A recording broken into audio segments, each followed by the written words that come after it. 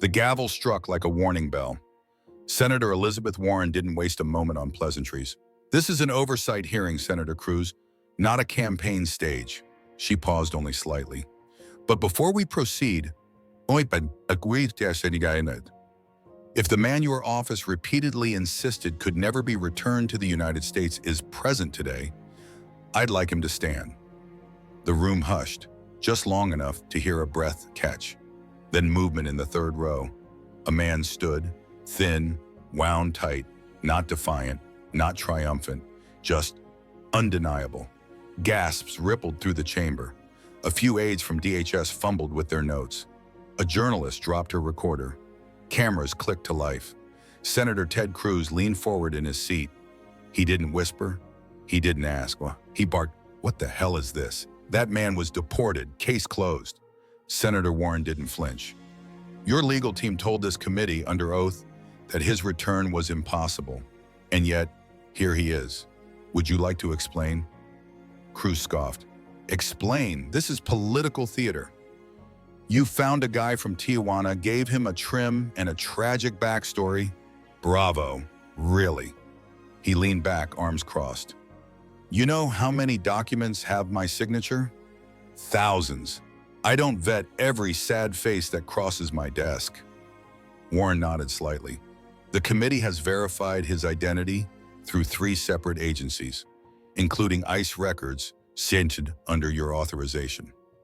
Cruz laughed, not from humor, but to suppress tension. You want a show? Here it is. I sign 3,000 things a week. You expect me to read every memo the deep state drops in my inbox? That's why I have staff. Warren turned to the man still standing. You may be seated, Mr. OCG. He sat slowly. Cruz gestured vaguely at his counsel. They rehearsed this. Can't you see it? This is like a Hallmark movie spliced with an asylum pitch. Warren's voice was level. Please address the committee, Senator Cruz. I'm a senator, not your intern, Cruz snapped. I've written half the immigration bills in this room. Some of you owe your campaign positions to my endorsements. A murmur stirred across the hearing room. Warren continued without raising her voice. And yet here you are, subpoenaed, explaining why your office misled the American people in this committee about the return of deported individuals. Cruz stood. You want to know why we deported him? Because we were restoring order. We inherited a border that looked like the Walmart checkout line on Black Friday. Chaos. No oversight. No control. Warren motioned for him to finish. No one's disputing the law, she said evenly. We are questioning due process. You claimed, repeatedly, that it was both legally and logistically impossible to bring anyone back once deported. And yet, he's sitting right there. Cruz smirked. You think that proves anything? You think one guy changes the rules of the game? Warren opened a folder calmly. You didn't just deport him. You deported him in direct violation of a federal stay order. He had an active case. A court directive explicitly said, do not return him to Mexico. Cruz rolled his eyes. Come on, he probably walked into court and said his aunt was abducted by aliens. You judges hand out injunctions like candy. He got a piece of paper and thought it made him a citizen. Warren looked him straight in the eye. That piece of armor was the law. That's how the Constitution speaks. Cruz leaned in. You want to talk Constitution? Fine, the Constitution gives Congress and the executive authority to protect the nation. That's what I supported. Protection. You didn't protect him, Warren replied. You sent him back to the country where he'd been raped after we warned you not to. There was a beat. Cruz's lips thinned, but the bravado stayed. So now we're playing therapist to every illegal who cries trauma, he barked. This guy has one bad experience and suddenly I'm a monster?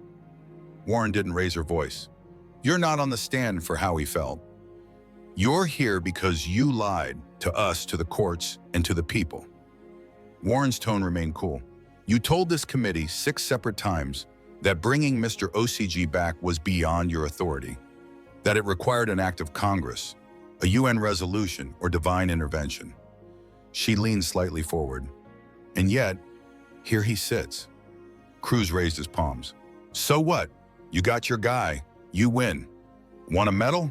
Maybe name a bridge after him? Warren didn't flinch. We're not awarding medals, Senator. We were correcting the record. You said it couldn't be done. It was done, which makes your previous testimony, at best, misinformed. At worst, deliberately false. Cruz didn't respond. Warren closed the folder in front of her with deliberate calm. This hearing will determine whether deliberate misrepresentations were made before this body. We will examine internal memos, policy directives, and communications from your office, and we will speak to those involved. Cruz leaned back in his chair, the smirk gone from his face. You're all just grandstanding. The real fiction writers, the ones feeding you this screenplay, maybe Netflix will greenlight it. Warren stared at him, her voice steady. This isn't Netflix, Senator Cruz. This is congressional oversight. You're not the star, you're the subject. The chamber fell silent. She turned to the witness table. Mr. OCG, you may address the committee. The man stood slowly. There was no flair in his posture, no theatrics, just a plain blue shirt and a voice that wouldn't tremble. I came here once, he began, not to steal anything. I came because I believed in the rules. I asked for protection. I didn't get a trial. I didn't get a lawyer. I got a bus, and I got dropped off in Mexico. He paused. In Mexico, I didn't find safety. I found the same men who hurt me before. They beat me again. And then they raped me. Silence didn't just fall, it collapsed. Cruz scoffed. Oh, come on. Now sob stories are setting federal policy? What's next? Bedtime hearings? But OCG didn't stop. I begged to come back. I wrote letters, filed petitions. One day, a lawyer I never met told me a judge said I shouldn't have been deported. He turned toward Warren. And now I'm here. Not because it was easy, but because someone finally listened. Warren gave a brief, solemn nod. Thank you. Then she turned back to Cruz. Your counsel claimed it was logistically and legally impossible to return this man. Yet here he stands. Cruz leaned back, arms crossed behind his head. First of all, no one sent me the rape file. That never made it to my desk. You think I read every sob story dropped in our inbox? I deal with policy. I delegate. Senator Warren opened a new document. Let's talk delegation then. She read without pause. You personally signed the deportation order. Your initials appear on the final approval to remove Mr. OCG from custody and send him specifically to Mexico. Cruz didn't blink. That proves nothing. Staffers put documents in front of me all the time. I trust my team. Maybe they screwed up. Warren raised a second document. This is a federal restraining order from Judge Ellis of Massachusetts. It explicitly forbade deportation to Mexico. She held up a copy. The DOJ received it. A copy was sent to your office. It was acknowledged by your chief of staff. Cruz gave a smug shrug. So what? You're saying we had too much paperwork? Sounds to me like we were efficient. Maybe too efficient. Warren didn't laugh. She turned the document around. On the margin of the restraining order, someone wrote, "Send anyway. We can't baby everyone." She looked him dead in the eye. That's your handwriting, isn't it? Cruz shrugged again. Sounds like me. The chamber seemed to exhale all at once. Warren's voice lowered but grew sharper. You understood the court's order, and you chose to ignore it. You didn't delegate. You defied it. Cruz fired back. That's called leadership. When a system is overrun, you act. I made the hard calls. That's what the people elected me to do. I didn't break the law, Cruz said sharply. I bent it in the right direction. Warren responded without hesitation. You didn't bend it, Senator. You snapped it, and you wrapped the broken pieces around a man who had a legal claim for protection. Cruz raised his palms. It was one guy. Meanwhile, we stopped thousands from flooding into this country. Warren held up another document. This isn't about numbers. This is about truth. Your office said 6 separate times that returning someone like Mr. OCG was impossible. That word appeared verbatim in your legal team's filings. She turned toward the chamber. And yet, there he is. Not an abstract, not a theory, but a person sitting in this room. Cruz narrowed his eyes. You people love this drama. You eat it up. It's all theater to you. Warren didn't blink. This isn't theater, Senator. This is evidence. For a moment, even Cruz had no retort, but he shifted quickly. So now I'm the villain because I acted fast, because I tried to protect people? Look around, no one here saying thank you. Warren's reply was icy calm. This room doesn't need to say thank you, it needs to function. And the Constitution doesn't guarantee applause. It guarantees due process. Cruz gave a mocking clap. Oh, how poetic. Maybe you should ghostwrite speeches for the folks I crushed in 2016. Warren remained composed. This hearing isn't about poetry. It's about whether your office, under your direction, deliberately misled the public and this body. Repeatedly. Cruz leaned in, smirking again. You want a villain? Fine. I'll wear the label. But I kept the border strong. I made calls weak men wouldn't make. And I'd make them again. From the witness table, OCG spoke up. Not loudly, but with such clarity it sliced through the chamber like wire. Then maybe next time, he said, send someone who's already dead. The air thickened, like storm clouds gathering over a battlefield. Warren folded her hands. Cruz's smirk twitched, barely, but enough to betray the pressure building beneath it. Then, a new voice broke the tension. Madam Chair, may I? A woman stood from the witness bench. The clerk read her name aloud. Elalina Mirlis, former counsel in the DOJ's Immigration Litigation Unit. Warren raised an eyebrow. You resigned last fall, didn't you? I did, Mirlis replied, when I realized my signature was being used to clean up political messes. But today, I'm here with something no signature can hide. She stepped forward and laid a black folder on the evidence table.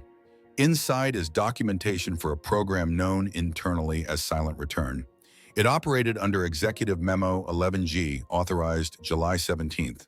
The memo was signed by, well, I'll let the document speak for itself. A screen lit up behind her. A classified scan appeared. Top secret, eyes only. Executive instruction. Memo 11G. Objective. Re-entry authorization. Under discretionary immigration. Waiver authorized. Ted Cruz. Warren leaned forward. You told this committee, she said slowly, that returning deported individuals was not only impossible, but inadvisable. Her eyes sharpened. And yet here you are, not only advising it, but funding it. Cruz didn't flinch. But behind him, his legal team stirred, suddenly unsure whether their lifeboats had leaks. I handle hundreds of memos a week, Cruz said, his voice rising. You expect me to memorize every flight plan? That one piece of paper means nothing. Warren remained cold and steady. It means everything. She turned to the clerk. Please read the itemized transaction. The clerk obliged, voice crisp. June 24th, charter flight from Taiwan to Dallas International. Amount $238,000, client, OCG program, Silent Return executive. Sign off, TC. A pause. Initials confirmed to match Senator Cruz's authorization stamp. Cruz chuckled too loudly. You're getting emotional over a technicality. I brought him back, didn't I? Cruz snapped. You should be thanking me. Warren stood slowly. You didn't bring him back out of concern. You brought him back to avoid litigation. You signed off because if Mr. OCG had died in Mexico, as he nearly did, the wrongful removal would have buried your office in civil suits. Cruz barked. You think lawmakers don't make hard decisions? I've supported the deportation of thousands. That's not failure, that's border control. That's America first. Warren's voice dropped to a low, even tone. This wasn't strength, this was cowardice wrapped in a jet fuel invoice. You knew the deportation was illegal. You knew the risk, you just didn't care until the paper trail led back to your initials. Cruz raised his hands like a preacher delivering a benediction. My constituents love me because I get things done. I cut red tape.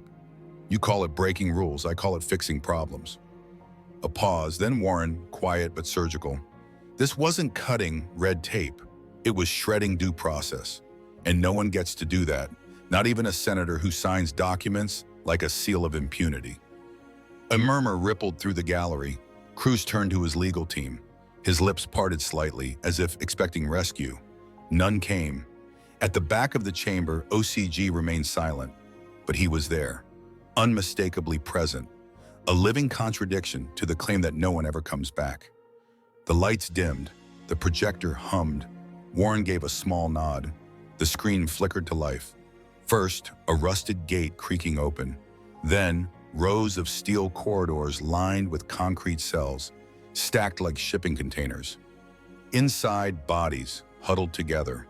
No beds, no light, no windows, just coughing, groaning, and something heavier than sound: surrender. A title appeared: Facility 42, El Salvador, Venezuelan detainees, extracted 2020 program code. Oh, the room froze. Phones were lowered. Staffers sat still, jaws clenched. Warren turned toward the chamber. These are the 140th deported, detained, and disappeared. A human rights attorney stood beside the screen. Her face was taut, her voice like steel. This was a joint transfer operation between ICE and Salvadoran private security contractors, funded through emergency federal security grants. The detainees were labeled non-returnable threats and sent offshore for indefinite holding. Warren interjected, her voice frost-sharp. Let's use the proper term: entombed. The human rights lawyer nodded. The Inter-American Commission on Human Rights called this a structural atrocity. Cruz shifted in his seat, then leaned into his microphone. Oh, please, that's exaggerated language. I never told anyone to put people in cages. I didn't sign off on that. You didn't need to, Warren replied, calm, unshaken. You authorized the pathway. You approved the contractors. You signed the flight manifests. You didn't build the prison. You built the funnel. The system did the rest. Cruz's voice rose. I signed hundreds of documents every week. And now you want to blame me for some detention site in another country? Warren leaned forward. You don't have to hold the hammer to build the gallows. A signature is enough. Cruz tapped his knuckles on the table. You're making this personal. This was policy, national security. I did my job. I protected Americans. The human rights attorney resumed, her voice unwavering.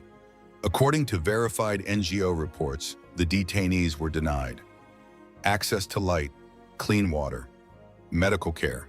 She looked down at her notes. The youngest was 16, the oldest, 74. 5 died. 37 developed severe psychological disorders. She lifted a paper. One of them wrote this.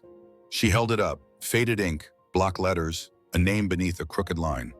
Warren read aloud. I want to believe I was more than paperwork, but I am tired of being proof. Please bury me, where no one will process me again. Silence followed, a silence not of confusion, but recognition. Then a woman slowly stood from the gallery. A scarf wrapped her silver hair. Her eyes, though weathered, did not tremble. That's my son's handwriting. A gasp rippled through the room. She raised a photograph. A young man, broad shoulders, crooked smile, hope frozen in time. They called it deportation, she said, voice clear. But they sent him to a coffin without nails. Cruz folded his arms. If there were problems, someone should have flagged it. I dealt with big picture decisions. Warren's voice dropped to a heavy stillness. They did flag it. DHS flagged it. ICE flagged it. Your chief of staff was briefed. Twice. The DHS Inspector General requested a suspension. Your office issued clearance twice. She stepped forward, her eyes like steel. This wasn't a broken system. It functioned exactly as it was designed. You didn't just press a button, Senator Cruz. You created the machine. A junior counsel beside Cruz leaned in to whisper. Cruz didn't turn. He ignored him. You're twisting intent, Cruz snapped. If a few cases went sideways, that doesn't invalidate the entire operation. You're cherry-picking. The human rights attorney quietly lifted a second photo onto the screen.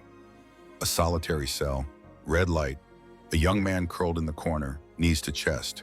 The caption, Carlos E.G., age 23, last known record, March 2021. The woman's voice returned, not with fear, but crystalline sorrow. His name was Carlos. He sent that letter 2 weeks before the guard said he stopped responding. He didn't hang himself. He gave up breathing. Cruz looked away. The attorney continued. We interviewed 73 survivors. They weren't just deported, they were disappeared. Warren straightened. Let's speak plainly. This wasn't just unlawful. It was engineered cruelty. The screen behind her cut to black. She picked up the handwritten letter from the table and entered it into the record. You didn't kill anyone, Senator Cruz, but you designed a system that ensured some never made it home. Then, something unexpected. A murmur didn't rise from the public gallery. It came from the press pool. A reporter typed a headline in bold. He didn't sign a death warrant. He just made one inevitable. Cruz sat stiffly, arms crossed, jaw tight. His lawyers were silent now, not because they didn't know what to see, but because they knew what was coming. Warren looked up, voice low but firm. A prison without graves doesn't erase the dead. It only hides them. And this time, even the courtroom lights seemed too harsh, like truth burning through glass. No gavel strike, no call to rise. Just silence, a silence so dense it wrapped itself around the walls like fog. Then Senator Warren leaned forward, hands steepled, voice unwavering. This committee does not issue criminal sentencing today, but it does deliver something far more lasting. Clarity. The law was not destroyed, it was smothered. And today we breathe again. Cruz shifted in his seat. His legal team sat motionless. They knew what she would say next. You may not wear chains, Senator Cruz, Warren said, but the truth you refuse to face now has momentum. And it begins with this. She held up a single sheet of paper. Behind her, the screen lit up again. Executive Order, February 19th, 2020. Subject, Implementation of Program Silent Return. Initialed, TC, Language, Direct Discretionary Authorization for Reentry Logistics. Purpose, Avoidance of Civil Litigation Risk. Cruz raised his voice, tone defensive, strained but polished. I acted for America. No decision was made lightly. I had to secure the borders, not entertain asylum fairy tales. Warren cut in, clear, controlled, final. You used the Constitution like duct tape, Senator. You didn't seal cracks. You suffocated lives. Mr. Cruz, you didn't seal cracks. You suffocated lives. A gasp rippled through the audience. Even the stenographers hesitated. Warren pressed a button, the screen now filled with names. Dozens, then hundreds. 140 Venezuelans rerouted, not through due process, but through executive override. No judge, no hearing, just flight manifests and silence labeled security. Cruz stood abruptly, voice strained. I want to leave. This circus is beneath me. But Warren's voice was colder than steel. You'll stay until this committee delivers its ruling. We do not adjourn for discomfort. Cruz sat, shoulders stiff, hands clenched, still managing a smirk, as if daring the walls to collapse. The lights dimmed again. Now they focused on a single figure at the witness stand. Not a lawyer, not a prosecutor, but a mother. Her name? Reina Sordo. Her voice trembled, but her spine did not. She unfolded a worn letter, its corners curled from too many nights clutching it. My son was 19. He wasn't a criminal. He was deported. No trial, no call. 2 weeks later, I received this letter. Mama, this cage has no light, no air. I don't think I'll leave here alive. And he didn't. Cruz looked away, jaw set tight. Reina held up a faded photo, half smile, half shadow. He died in a cell with 37 others. No names, just numbers. That was your policy, Senator. A file number instead of a future. The silence that followed was heavier than applause. Warren stepped forward, never taking her gaze from Cruz. You didn't kill him, but you built the system that did. Cruz opened his mouth, but no sound came. Warren continued, voice clear and steady. We are not here to punish a single man. We are here to puncture a myth. That power grants purity. That signatures carry no blood.